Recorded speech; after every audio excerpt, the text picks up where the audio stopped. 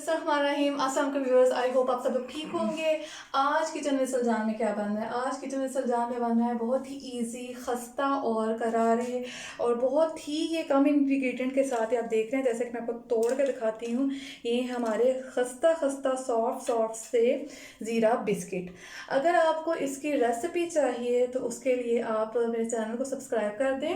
और ये आप देख रहे हैं कि कितने सॉफ्ट और कितने ईजी ये बिस्किट हैं। ये बहुत ही ईजी बनाना है।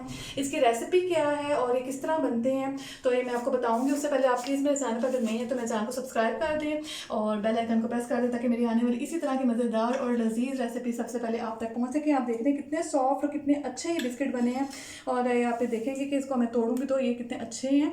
और अगर आप इसी तरह की और रेसिपीज चाहते हैं तो मेरे चैनल को सब्सक्राइब करते रहें और इसको लाइक करते रहें। तो चलते फिर रेसिपी की तरफ। मैं आपको बताती हूँ कि मज़ेदार रेसिपी किस तरह बनती है। तो लेट्स स्टार्ट द रेसिपी।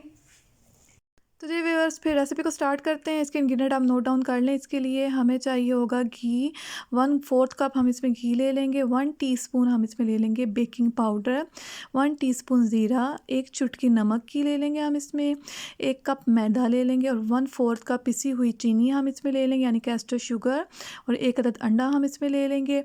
इसको हमने किस तरह बनाना है तो चलते हैं फिर इसकी रेसिपी की तरफ। मैं आपको बताती हूँ कि हमने इसकी तैयारी कैसे शुरू करनी है। इसके लिए सबसे पहले आप एक बाउल ले लें और उसमें 1/4 कप या आप ले लेंगे घी। आप चाहें तो उसमें बटर भी ऐड कर सकते हैं, लेकिन मैं आपको घर की चीज़ों से बनाना बता रही हूँ। ये बहुत ही ईजी है, बिल्कुल बेकरी स्टाइल बनेगा आपका, देखेंगे आप। और ये बहुत ही ईजी है। इसमें अब हम ऐड कर देंगे शुगर, यानी पिसी हुई कैस्टर शुगर है हमारे पास, चीनी को ऐड कर देंगे। इसी के साथ हम इसमें एक अंडे को डाल देंगे और इसमें हम इसके बाद एक पिंच जो हमारे पास सॉल्ट था और ज़ीरा हम इसमें वो ऐड कर देंगे। ज़ीरा आप प्रेफर कीजिएगा, ज़्यादा मत डालिएगा, बस 1 टीस्पून इसमें इनफ होता है।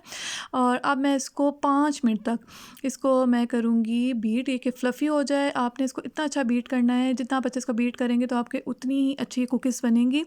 और अब मैं इसको तकरीबन 5 मिनट तक करूँगी ताकि ये जो आप अभी इसका कलर ये देख रहे हैं, तो आपको मैं अभी 5 मिनट बाद इसका कलर दिखाती हूँ तो आप देखेंगे काफ़ी हद तक चेंज हो चुका होगा।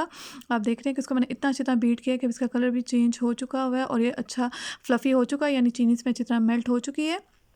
अब हम इसमें इसकी फ़र्दर चीज़ें ऐड करेंगे, जिसमें मैंने आपको बताया था कि 1 टीस्पून के बराबर बेकिंग पाउडर हम इसमें ऐड करेंगे और इसके साथ ही हम इसमें मैदे को, ऑल पर्पस फ्लावर को ऐड करेंगे, लेकिन आपने उसको छान कर ऐड करना है।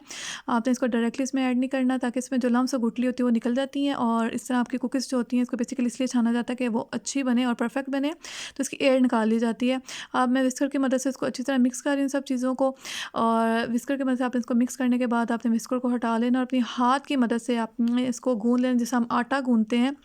बेसिकली इसको आपने वैसे ही गूँध लेना है और आपने एक इसकी बड़ी प्यारी सी सॉफ्ट सी डो बना लेनी है। डो ज़्यादा हार्ड मत हो, अगर बहुत ज़्यादा हार्ड होगी तो आपकी जो कुकीज़ हैं वो भी बहुत ज़्यादा हार्ड बनेगी। आप देख रहे हैं कि अगर आपका इसमें आप दूध ऐड कर लें, अगर आपकी डो सख्त हो जाती है, लेकिन मैं आपको जो रेशो बता रही हूँ तो मेरी डो सॉफ्ट है, आप देख रहे हैं।